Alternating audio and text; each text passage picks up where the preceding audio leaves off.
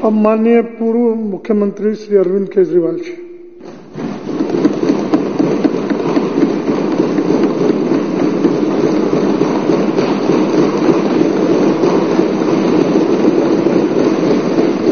माननीय अध्यक्ष महोदय,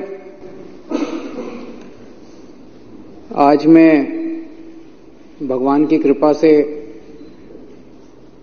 दिल्ली के और देश के करोड़ों लोगों के आशीर्वाद से आप लोगों के बीच में जेल से छूट के आया हूं।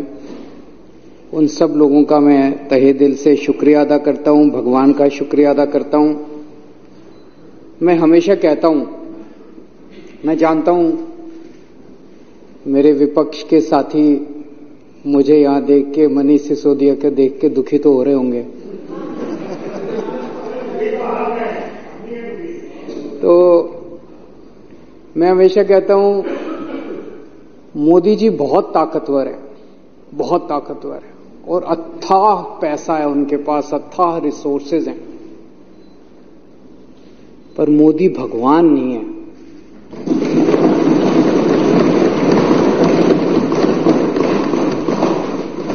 और भगवान तो है इस दुनिया में, कोई तो शक्ति है, कोई उसे भगवान कहता है, कोई उसे अल्लाह कहता है, कोई कुछ कहता है, कोई तो शक्ति है, वो हमारे साथ है। मैं माननीय सुप्रीम कोर्ट का शुक्रिया अदा करना चाहता हूं। आज हमारे देश के अंदर न्याय व्यवस्था तो है। अध्यक्ष महोदय, आज मैं मुख्यमंत्री जी के साथ सुबह एक रोड का इंस्पेक्शन करने गया था। दिल्ली यूनिवर्सिटी में सड़कें बहुत शानदार हुआ करती थी। मेरे पास जेल से छूटने के बाद कुछ लोग आए, उन्होंने बताया कि दिल्ली यूनिवर्सिटी की सड़कें खराब हो गई हैं। मैं आज रोड इंस्पेक्शन करने गया था और बहुत बुरा हाल था सड़कों का।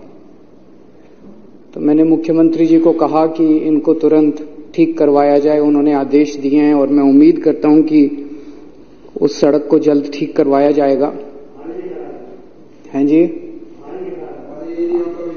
आप तो मालिक हैं साहब, आप तो देश के मालिक हैं। मैं 3-4 दिन पहले एक भाजपा के बड़े नेता से मिला।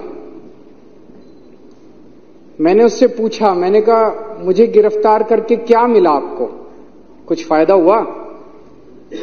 बोले आपके पीछे से हमने पूरी दिल्ली सरकार डिरेल कर दी, हमने आपके पीछे से दिल्ली ठप कर दी। बड़ा खुश हो रहा था। मुझे बड़ा दुख हुआ सुन के, आक्रोश भी हुआ और स्तब्ध रह गया मैं।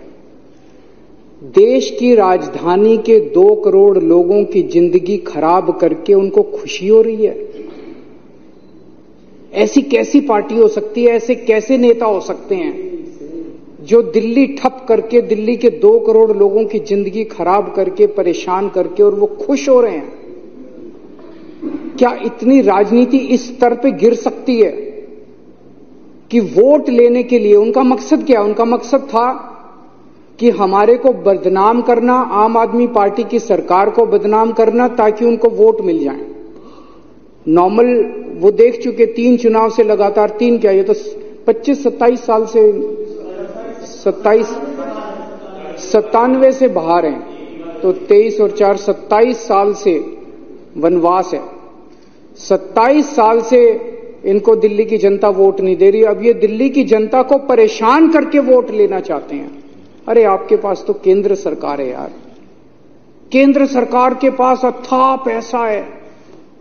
केजरीवाल 500 मोहल्ला क्लिनिक बनाता है, आप 5000 मोहल्ला क्लिनिक बनाओ ना दिल्ली में, कौन मना कर रहा है?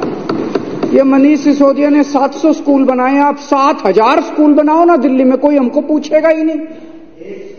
आज 500 मोहल्ला क्लिनिक अगर मैंने बनाए, आप उन 500 मोहल्ला क्लिनिक की दवाइयां बंद करके केजरीवाल को बदनाम करके वोट लेना चाहते हो, ये गलत बात है।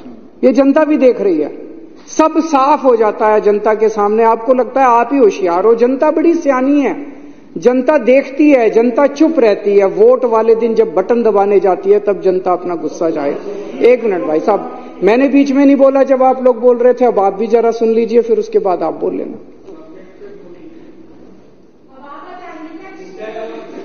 तो काम रोकने से, काम खराब करने से जनता वोट नहीं देगी। काम करने से, अच्छा काम करने से जनता वोट देगी। अच्छा काम करो। आपने मेरी गैर मौजूदगी में दिल्ली में सड़कों की रिपेयर बंद करा दी। मेरी गैर मौजूदगी में आप दिल्ली की सारी सड़कें बनवा देते। कहते हैं जे केजरीवाल जेल में बैठा है, हम बनवा रहे हैं सड़क, देखो आप जीत ना जाते तो। बाहर निकल के मैं किस बात पे वोट मांगता? आज मैं वोट मांगूंगा, केजरीवाल आ गया, अब तुम्हारी सड़कें रिपेयर कराऊंगा मैं। ले आते 5,000 करोड़ रुपए मोदी जी से, केंद्र सरकार से, सारा पैसा तो आपके पास है। 5,000 करोड़ रुपए में नई नई सड़कें बनवा देते, सारी एमसीडी की सड़कें रिपेयर करा देते, सारी दिल्ली सरकार की रिपेयर करा देते। हमारे पास कुछ काम ही नहीं बचता, आप ही आप होते। लेकिन आपकी तो पूरी की पूरी मेंटालिटी नेगेटिव है। इसके काम रोको, इसको ईडी भेज दो, इसको सीबीआई भेज दो, इसको जेल भेज दो। अरे कभी कभी थोड़ा भगवान के सामने बैठ के हाथ जोड़ के शांति से भी सोचा करो। हमें बस इन्होंने बस मार्शल लटा दिए मेरे पीछे से, बताओ कोई अच्छी काम करा? वो बस मार्शल आते हैं, बेचारे गरीब परिवारों से आते हैं।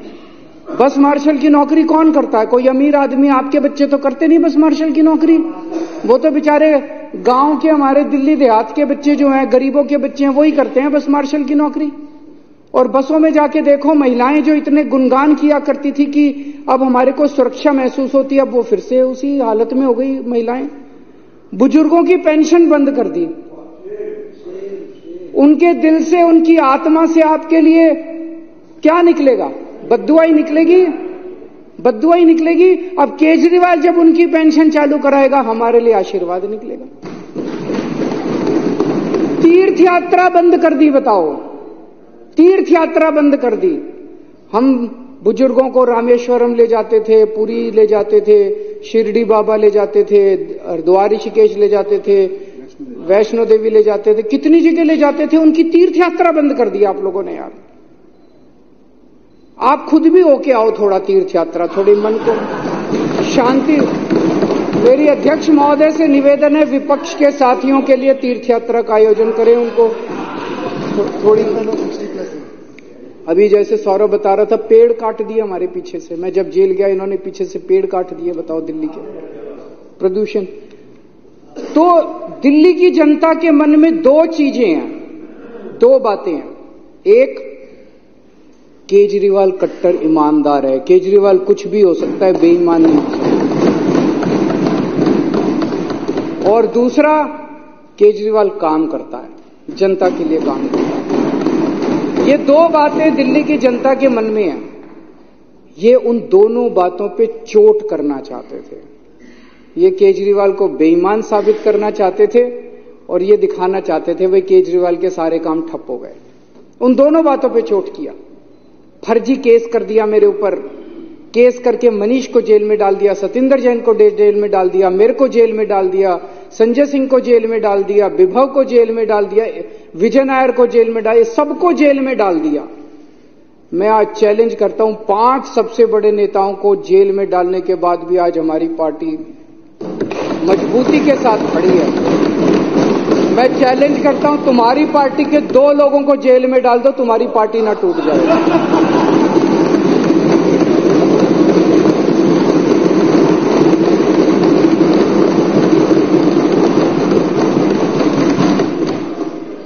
और इन्होंने ऐसा कानून लगाया मेरे ऊपर जिसमें बेल भी नहीं मिलती। ऐसा कानून, इतना सख्त कानून लगाया, बेल भी नहीं। उसके बावजूद माननीय सुप्रीम कोर्ट ने मुझे बेल दे दी, मनीष सिसोदिया जी को बेल दे दी और आज हम यहां बैठे हैं। जब मैं जेल से निकला, मैंने इस्तीफा दे दिया। किसी ने मांगा नहीं था, मैंने खुद ब खुद इस्तीफा दे दिया और मैंने दिल्ली की जनता को बोला है, अगर आपको लगता है केजरीवाल ईमानदार है तो मेरे को वोट देना, वरना वोट मत देना। मैं दिल्ली में घूम रहा हूं अध्यक्ष महोदय, एक बच्चा, एक आदमी, इनके कट्टर बीजेपी वाले, आरएसएस वाले भी ये नहीं कहते कि केजरीवाल बेईमान है। कोई नहीं कहता। तो इनके सारे हथकंडे फेल हो गए केजरीवाल को बेईमान साबित करने के लिए। दूसरा ये साबित करना चाहते थे केजरीवाल के काम ठप हो गए। मैं दिल्ली की जनता को कहना चाहता हूं, आपका बेटा आ गया, आपका भाई आ गया। इन्होंने जितने काम ठप करे हैं सारे काम दोबारा शुरू कराऊंगा, एक एक काम शुरू कराऊंगा, जो करना पड़ेगा वो करूंगा, जैसे करना पड़ेगा करूंगा। दिल्ली की जनता को परेशान नहीं होने दूंगा, मैं काम ठप नहीं होने दूंगा। लोग कहते हैं जेल जाने से नुकसान हुआ, जरूर हुआ, मैं मानता हूं जेल जाने से बहुत नुकसान हुआ, पर केजरीवाल का नुकसान नहीं हुआ, मनीष सिसोदिया का नुकसान नहीं हुआ, दिल्ली के 2 करोड़ लोगों का नुकसान हुआ। आज जब घर से निकलते हैं अपनी गाड़ी लेके या कैसे भी, वो टूटी हुई सड़कों के ऊपर उनकी गाड़ी ऊपर नीचे होती है, प्रदूषण होता है उसकी वजह से। आज जगह जगह सीवर ओवरफ्लो कर रहे हैं, बस मार्शल हटा दिए इन लोगों ने। दवाइयां, मैं बात कर रहा था, टेस्ट बंद कर दिए। बताओ, अस्पतालों में टेस्ट बंद कर दिए यार, तुम लोगों ने दवाइयां बंद कर दी अस्पतालों के अंदर। ये सब ठीक नहीं है, ये सब ठीक नहीं है, अच्छी बात नहीं है। थोड़ा भगवान से डरो। अभिमान, किस रावण का भी अभिमान नहीं टिका था। मैंने अंदर गीता और रामायण बहुत पढ़ी और उसी का मैं आपसे हाथ जोड़ के पूरी विनम्रता से कह रहा हूं, अभिमान मत करो, अहंकार मत करो। अहंकार टिकता नहीं है, किसी का नहीं टिकता, इतिहास में किसी का अहंकार नहीं टिका। आप भी थोड़ा भगवान से डरो। अब चुनाव में जनता जवाब देगी कि केजरीवाल चोर है या केजरीवाल को जेल में भेजने वाले चोर हैं। जनता जवाब देगी कि जनता को काम रोकने वाले पसंद हैं कि काम करने वाला पसंद है। और अध्यक्ष महोदय, जब इतिहास लिखा जाएगा तब ये लिखा जाएगा कि एक मनीष सिसोदिया था जिसने दिल्ली के स्कूल बंद करे, उसको जेल में डाल, जिसने दिल्ली के स्कूल चालू करे और स्कूल अच्छे करे, उसको जेल में डाल दिया। एक सतिंदर जैन था जिसने दिल्ली वालों की बिजली मुफ्त करी, दिल्ली वालों के लिए मोहल्ला क्लिनिक बनाए, दवाइयां मुफ्त करी, उसको जेल में डाल दिया, उसके काम रोक दिए। और एक बीजेपी थी जिन्होंने सारे काम रोक दिए। जब इतिहास लिखा जाएगा तो बीजेपी के भी कारनामे लिखे जाएंगे, मनीष सिसोदिया के भी, अरविंद केजरीवाल के भी और सत्येंद्र जी। अध्यक्ष जी, जेल से निकलने के बाद मैंने इस्तीफा दे दिया। मुझे इस्तीफा देने की कोई जरूरत नहीं थी, किसी ने, इन्होंने भी नहीं मांगा था मेरा इस्तीफा। इन्होंने तो पोस्टर लगाए थे इस्तीफा दो, मैंने जब दे दिया तो इनको ये समझ नहीं आया उन पोस्टरों का क्या करें। अब छपवाए थे, लगाने थे, अभी बता रहे हैं। मैंने इस्तीफा दे दिया। मेरी जिंदगी में 3 बार ऐसे मौके आए जब बड़े बड़े पदों से मैंने इस्तीफा दिया अपनी जिंदगी में, वॉलंटरीली, स्वैच्छिक, अपनी मर्जी से, किसी ने मांगा नहीं था। मैं इनकम टैक्स में काम किया करता था, जॉइंट कमिश्नर की पोस्ट पे था। मन में यह था कि देश के लिए कुछ करना है, समाज के लिए कुछ करना है। तो मुझे यह लगा कि जो मैं नौकरी कर रहा हूं, ये नौकरी तो और कई लोग कर लेंगे, मेरे जैसे और बहुत इनकम टैक्स में जॉइंट कमिश्नर हैं, कमिश्नर हैं, वो लोग कर लेंगे। मुझे कुछ ऐसा करना चाहिए जो हर आदमी नहीं करता। मैंने जॉइंट कमिश्नर की नौकरी से त्यागपत्र देके और 10 साल दिल्ली की झुग्गियों के अंदर काम किया। जॉइंट कमिश्नर की नौकरी से मैंने इस्तीफा दिया था, किसी ने इस्तीफा मांगा नहीं था। और जब मैंने इस्तीफा दिया था, 2006 में इस्तीफा दिया था, वैसे तो मैं छुट्टी लेके 2000 से निकल गया था। उस वक्त कोई पार्टी नहीं थी, कोई आंदोलन नहीं था और दिल्ली की झुग्गियों में जाके मैं रहने लगा था। तब यह नहीं था कि मैं मुख्यमंत्री बनूंगा या चुनाव लड़ूंगा, चुनाव लड़ने का कोई इच्छा नहीं थी। फिर 2013 में हमारी सरकार बनी और 49 दिन की सरकार के बाद अपने उसूलों पे मैंने इस्तीफा दिया था। 49 दिन के बाद, किसी ने मांगा नहीं था इस्तीफा, 49 दिन के बाद इस्तीफा दिया था। और अब तीसरी बार, अब जेल से निकलने के बाद मैंने इस्तीफा दिया है। मैं सत्ता के लिए नहीं आया, मेरे को सत्ता की जरा सी भी भूख नहीं है, मेरे को सत्ता का, पैसे का जरा सा भी लालच नहीं है। देश के लिए आए हैं, देश के लिए कुछ करने के लिए आए हैं। और दूसरी तरफ ये लोग बेचारे परेशान हो गए हैं कह कह के, भाई 75 साल का रूल आपने ही बनाया था। मेरे को कल एक आरएसएस के बहुत सीनियर नेता मिले। उन्होंने बताया, बोले जी आरएसएस ने अल्टीमेटम दे दिया है कि भाई 75 साल का रूल तो लागू होगा।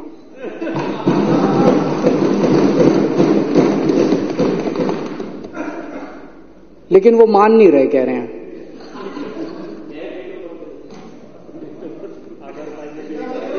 सत्ता छोड़नी बहुत मुश्किल है, सत्ता कुर्सी छोड़नी बहुत मुश्किल। एक मिनट, वो बोलने के लिए ललचा रहे हैं, मेरे बात बोलने में। सत्ता छोड़नी अध्यक्ष महोदय बहुत मुश्किल है, सत्ता का लालच छोड़ना बहुत मुश्किल है। खुद ही रूल बनाया, उस रूल के तहत सबसे पहले आडवाणी जी का इस्तीफा लिया, मुरली मनोहर जोशी जी का इस्तीफा लिया, सुमित्रा महाजन जी का इस्तीफा लिया, बीसी खंडूरी जी का इस्तीफा लिया, कलराज मिश्र का इस्तीफा लिया, आनंदीबेन पटेल का इस्तीफा लिया, शांता कुमार जी का इस्तीफा लिया, करिया मुंडा जी का इस्तीफा लिया, हुकुमदेव नारायण जी का इस्तीफा लिया, नजमा हेतुल्ला जी का इस्तीफा लिया, भगत सिंह कोश्यारी जी का इस्तीफा, और भी बहुत है, मेरे पास तो थोड़े ही नाम है। उन सब का इस्तीफा लेने के बाद जब अपना नंबर आया तो कहते हैं ये कानून मेरे पे लागू नहीं होगा। ये तो ठीक नहीं है, सबके लिए बराबर कानून होना चाहिए, नहीं होना चाहिए। मैं ये सोच रहा था कल को कोई अफसर 60 साल की उम्र होने के बाद कहे मैं तो नहीं रिटायर होता जी, कल को कोई सुप्रीम कोर्ट का जज 65 साल की उम्र होने के बाद कहे जी मैं तो रिटायर नहीं होता। व्यवस्था ही खराब हो जाएगी। ऐसी व्यवस्था कैसे चलेगी? अगर आपने अपने अंदर एक रूल बनाया, कानून बनाया भी 75 साल में सारे रिटायर होंगे, तो सारे रिटायर होंगे, उसमें सारे आते हैं, उसमें तो सत्ता का लालच जो है, कुर्सी से चिपके रहने का, जो कहते थे परिवार नहीं है, किसके लिए पता नहीं, किसके लिए इतना लालच है उसका। तो आज आरएसएस के कार्यकर्ता घर घर में जब जाते हैं तो लोग उनसे पूछते हैं कि भाई 75 साल का रूल उनके ऊपर क्यों नहीं लागू होगा, जब सबके ऊपर लागू हो रहा है। तो मुझे ये लगता है कि जब आदमी किसी बड़े पद पे बैठे तो उसे निस्वार्थ भाव से समाज की सेवा करनी चाहिए।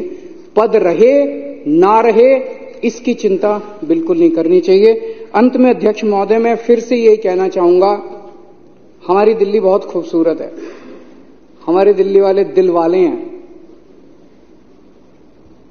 हमें सबको 2-2.5 करोड़ लोगों को मिलके दिल्ली बनानी है। इसमें हर हिंदू, मुस्लिम, सिख, ईसाई सबको मिलके दिल्ली बनानी है। इसमें ब्राह्मण, यादव, जाटव, दलित, बनिए सबको मिलके बनानी है। इसमें बीजेपी वाले, कांग्रेस वाले, आम आदमी पार्टी, हम सबको मिलके बनानी है।